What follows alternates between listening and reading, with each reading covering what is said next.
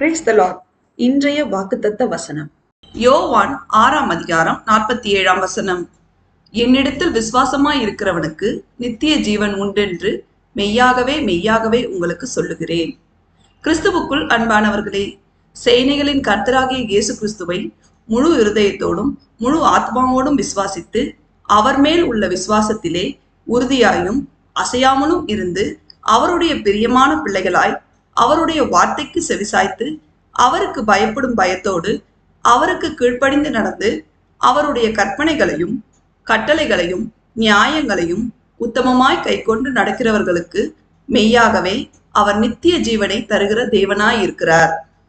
நாம் நம்முடைய விசுவாசத்திலே உறுதியாய் இருந்தால் அவர் நமக்கு எல்லாவற்றையும் தந்து நம்மை எல்லாவற்றிலும் ஆசீர்வாதமாக வைப்பார்.